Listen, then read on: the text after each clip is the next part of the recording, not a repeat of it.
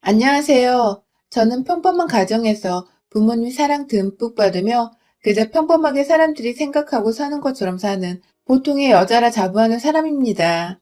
하지만 오래 혼자서 무슨 병이 바이러스에라도 걸린 것처럼 독특하고 세상 본 적 없던 행동들만 하는 사람을 하나 만난 뒤로 쭉 심란함과 괴로움의 연속이었네요.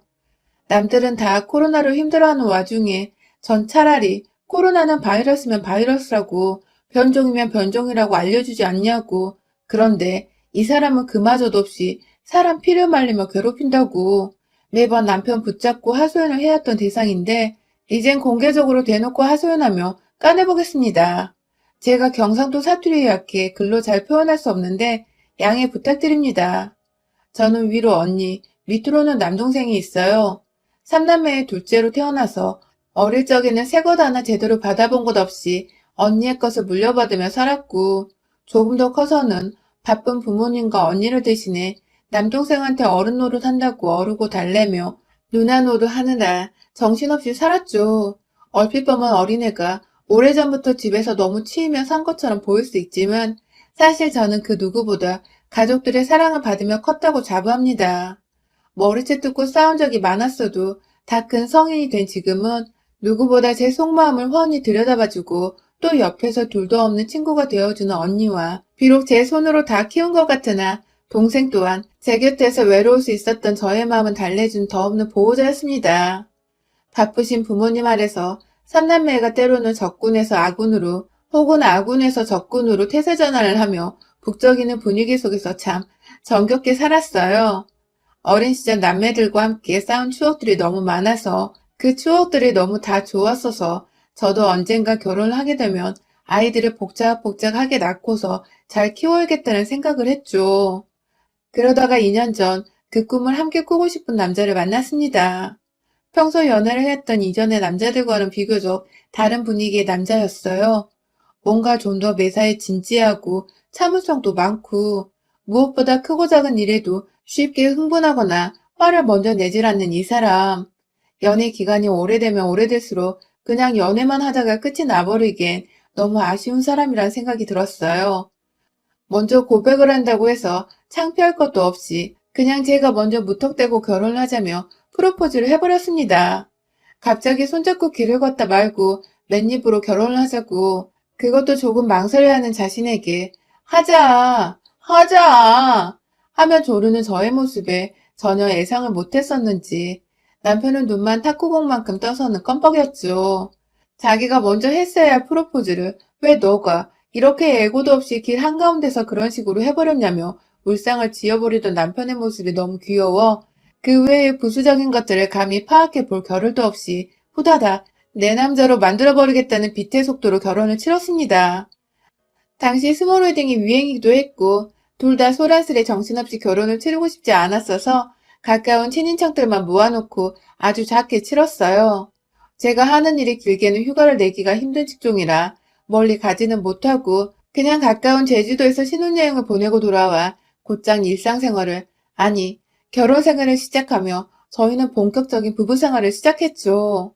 사실 남편이나 저나 대학 때 서울로 올라와 자취를 하게 된 서울 안의 이방인이어서 서로의 부모님 집은 결혼을 준비하면서 처음 가보게 되었었어요. 남편은 부산, 저는 광주가 고향이었는데 그 바람에 각자의 가족들께 인사를 하러 가는 길만 해도 주말을 통째로 빌려야 했었죠. 일단 결혼을 하기로 약속한 후 곧장 저희 친척 언니가 광주에서 결혼하게 되어서 겸사겸사 남편을 먼저 친정으로 소개시켜드리러 데려갔었습니다. 그때도 주말을 통째로 비워놓고는 금요일 퇴근하자마자 KTX를 타고 가서는 일요일에 점심 먹고 늦지막히 다시 서울로 올라오는 일정이었죠. 저희 가족들은 저만큼이나 저희 남편을 무척이나 마음에 들어 하셨고, 다 같이 요리도 하고 엄마가 준비하신 음식들로 남편을 배부르게 먹이며 나름 좋은 시간을 보냈어요.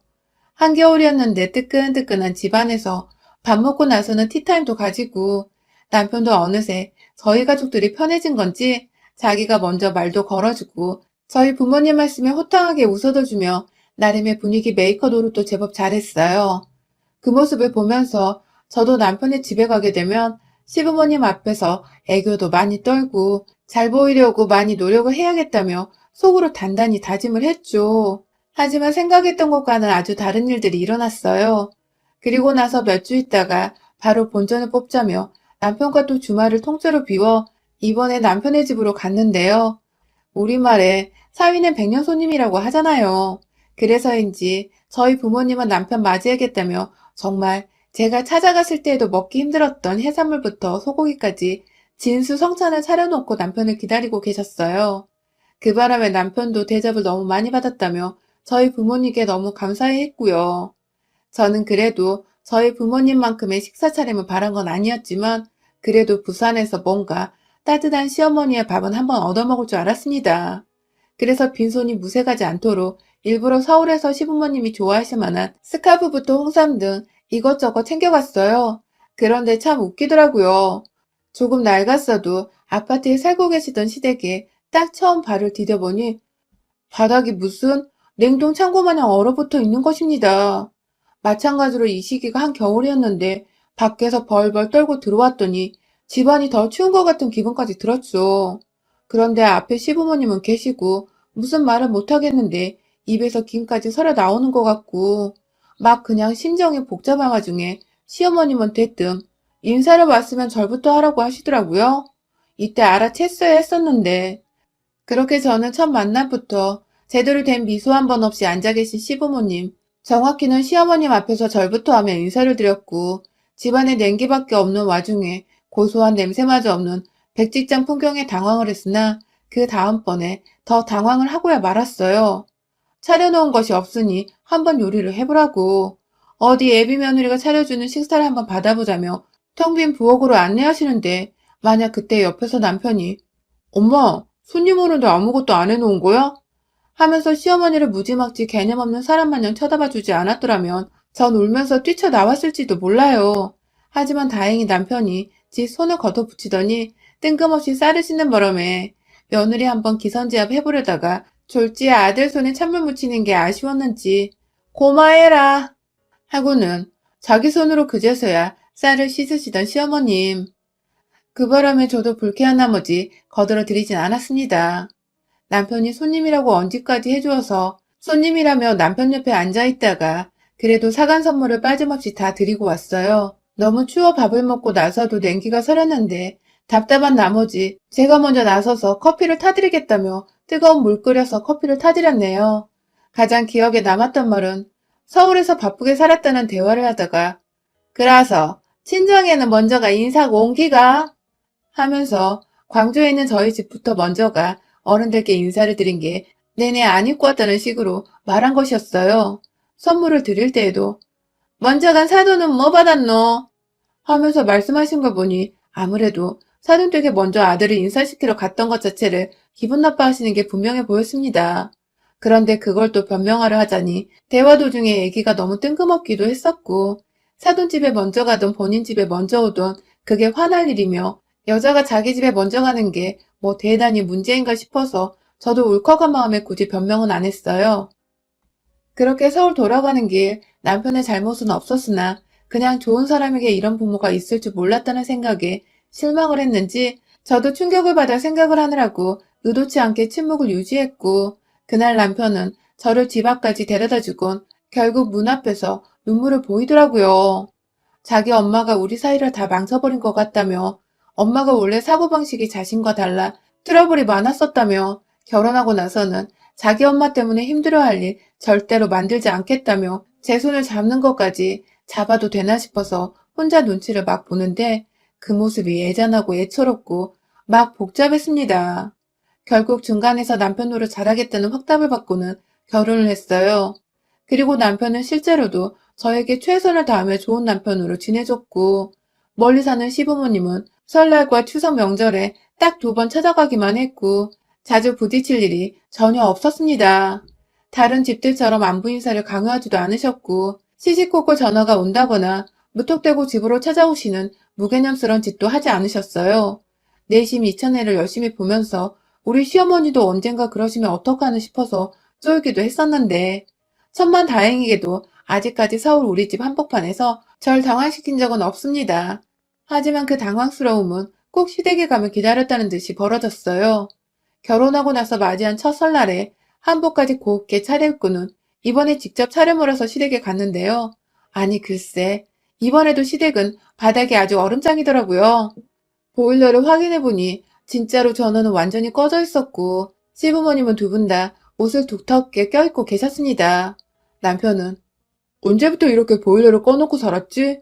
하면서 이전에는 그런 적이 없다는 식으로 고개를 갸우뚱했지만 시어머니는 보일러 고장이 났다면서 저희 두 사람 앞에서 딱 말씀까지 하셨죠. 그렇게 첫 명절에 긴장되는 마음으로 시어머니 앞에서 제사상도 차렸고 여기저기 시댁을 찾아오는 일부 친척분들과 결혼식 후 오랜만에 인사도 나누며 다른 집 며느리들처럼 저도 똑같이 요리하고 상 나르고 인사드리며 몸이 10개라도 모자란 기분으로 쭉 일어섰다가 앉길 반복했어요. 하룻밤을 자고는 다음날 친정에 가기 위해 짐을 챙겼죠. 하지만 시어머니는 아침부터 짐 싸느라 부스럭거리는 저희를 보곤 기분이 언짢으셨는지 뭐 대단한 집이라고 아침부터 부산 떨며 찾아갔냐고 한 소리를 하셨고 이번에도 남편이 지금 안 가면 시간이 없어 인사만 드리고 서울을 가야 한다며 시어머니를 이해시켜드렸어요. 기분이 정말 나빠 보여서 제가 끝내 져주는 마음으로 아침은 함께 먹고 가자며 남편을 불러다 세웠고 그렇게 저희는 제가 직접 차린 아침으로 밥까지 먹고는 차까지 끓여드리고서 집을 나왔는데요. 한 10분 차를 끌고 가다가 제가 순간 화장실 안에 제 세안도구들을 안 챙긴 게 생각나더라고요. 급하게 다시 시댁으로 돌아가서 챙기려고 남편의 손을 빌려 시댁 문을 열고 들어갔는데 근데 저희가 시댁을 떠났다가 다시 돌아온 그 20분 사이에 무슨 일인지 바닥이 살짝 뜨뜻해진 겁니다. 기분이겠거니 하면서 급하니까 화장실부터 들어가 세면 도구를 챙겨 나오는 사이 우연히 본 거실복도의 보일러 기기. 분명 전원이 켜져 있었습니다. 그날 제가 본 걸 남편한테 말하진 않았지만 대충 무슨 상황인지 알겠더라고요. 시어머니가 일부러 며느리 온다고 아들이 추워하는 것까지 감수를 하면서 보일러를 꺼놓으셨구나 하고 말이죠. 그 바람에 찬물로 샤워도 하고 그것까지 아들도 겪어야 했는데도 불구하고 그걸 다 감수하시면서 일부러 계획하셨다고 생각을 하니 선물이 나는 걸 떠나서 어이가 없어 헛웃음이 나오더라고요. 이게 바로 시월드구나 싶었습니다. 그 후로도 저희 어머님은 한결같이 그해 추석과 다음해 설날 그리고 올해 추석까지도 보일러를 일체 꺼놓은 채 차가운 냉방 상태의 집에서 저희 부부를 맞이하셨고 저와 남편은 내내 추위 속에서 찬물 샤워를 하고 찬바람 쌩 부는 겨울을 집안에서 내내 맞이했어요. 시어머니는 보일러를 당장 고쳐주겠다며 수리공까지 부르려는 남편을 극구 막아서며 곧 이사 갈 거라 안 고쳐도 된다고 아는 사람이 연휴 끝나고 싸게 고쳐줄 거라고 말씀을 하셨고 옆에서 저는 보일러 기기가 제대로 작동하는 걸 눈치채고 있었지만 끝까지 모른 척을 했어요. 더 솔직히 말하면 보일러가 작동되는 걸 눈치챈 남편이 시어머니께 얼마나 불같이 화를 내며 제 편을 들어줄지 예상이 되었기에 일단 신혼 초만큼은 제가 난처해질 싸움을 유도하지 말자는 마음이었습니다. 그냥 시어머니가 어떤 사람인지부터 파악을 하고 싶었어요. 왜 이렇게까지 며느리를 찬밥처럼 대하시는지 알고 싶었고 내 능력으로 시어머니의 마음을 돌릴 수 있을지도 궁금했어요. 조금 더 시간이 지나면 나를 가깝게 생각해 주시진 않을까. 그러면 보일러도 언젠가 작동시켜 주시지 않을까 싶었던 것이죠. 그냥 늘 언니나 남동생하고 서로 마음을 공유하며 이해하고 화해를 했던 것처럼 자연스레 시어머니와도 진심으로 통하는 화해를 하고 싶었던 것 같아요. 만약 시어머니가 그래도 상식적인 사람이라면 이 방법은 통할 것이라고 저 스스로도 믿음을 가지고 있었고요. 그런데 그랬던 저에게 상 등신이었다고 인정이라도 해주듯 시어머니는 끝까지 저를 찬밥 타령했습니다. 저희가 코로나로 어른들 걱정 염려해서 이번 추석엔 시댁 있는 친정 어느 곳도 가지 않았어요. 그런데 정말 거짓말 않고 지난 추석 연휴부터 최근까지 꾸준히 시어머니는 평소 안 하시던 연락을 남편에게 하면서 며느리가 시켰냐? 혹은 며느리랑 사돈댁만 갔다 온 건 아니냐? 라며 왜 추석에 집에 들리지 않냐고 계속해서 따져 물어오신 겁니다. 그간 남편은 제가 스트레스 받아 할까봐 저한테 말을 전하지 않고 있었는데 본인도 본인 엄마의 정도가 점점 심해지자 결국 명절까지 안 가면 더 큰일이 날 것 같아서 안전하게 미리 연말에 갔다 오는 게 좋겠다며 말을 조심스레 꺼내더라고요. 그냥 인사드리고 하룻밤 자고서 후딱 다시 돌아오자고 말이죠. 이 시국에 시부모님 때 그것도 남들이 시부모가 먼저 오지 말라고 극구 난리 나던데 우리는 시부모가 제발 오라고 적극 권유를 해서 가야 하는 꼴이라니. 진짜 별나긴 별난 시어머니구나 싶었습니다. 그렇게 안전하게 남편 차를 타고 연말 남편이 연차까지 쓰고 저는 저대로 휴가를 써서 먼 시댁에 갔습니다. 혹여나 싶어 출발하기 일주일 전부터 거의 자가격리를 하다시피 출퇴근 말고는 집에 콕 박혀 있었고 부산 가는 길에도 휴게소 한번 들리지 않고 도로가에 있는 졸음쉼터에서 급하게 자리를 바꿔서 번갈아 운전을 하며 쭉 달려왔네요. 그렇게 부산집에 도착을 했는데 그 개고생하고 이 시국에 달려왔는데도 시댁은 역시나 언제나처럼 보일러 꺼진 춥디 추운 얼음판이더군요. 들어가자마자 솔직히 욕이 튀어나올 뻔하는 걸 겨우 참아가며 이번에는 시어머니 하시는 걸 봐서 남편한테 사실대로 말을 해야겠다는 마음을 먹으며 인사부터 드렸어요. 역시나 자식 부부 오는 거 알고 계셨음에도 불구하고 보란듯이 아무것도 준비를 해놓지 않으신 어머님은 웃기게도 남편이 좋아한다는 부산 국밥집에 가셔서 1인분 포장을 해오셔서는 남편한테 너 좋아하는 거 하며 건네더라고요. 그 옆에는 이미 시부모님도 드셨는지 나머지 2인분의 빈 용기들이 부엌 베란다의 분리수거통에 들어가 있었어요. 순간 표정이 일그러진 저와 졸지에 오랜만에 보자마자 엄마한테 화를 내게 생긴 남편은 이 고비를 어찌 넘겨야 하나 싶어 눈이 딱 마주쳤고 원래부터 제게는 인정이 하나도 없으셨던 그 모양의 시어머니셨기에 아무렴 괜찮다고 생각을 하면서 저는 남편의 어깨를 살며시 토닥여줬어요. 제 딴에는 나 대신 화 안 내줘도 괜찮아 하는 뜻이었습니다. 그렇게 처음부터 기분은 나빴으나 최대한 마인드 컨트롤하면서 오랜만에 배웠으니 그래도 며느리가 밥을 차려드려야 하지 않을까 싶어 물어보니 시아버지는 고맙다며 네 시엄마가 사놓은 게 없어 텅 비었을 거라며 필요한 건 나가서 직접 사오겠다고 냉장고를 저 대신 열어봐 주시더라고요. 그때 시어머니가 그 말이 기분 나빴는지 집에 속에 들어갈 거면 직접 사와야지 뭐 사준대? 라는 식으로 시아버지께 틱틱대시더니 급기야 너나 먹어라 라고 하시고 국밥을 직접 그릇에 데워다가 남편 주려고 세팅을 하시더라고요.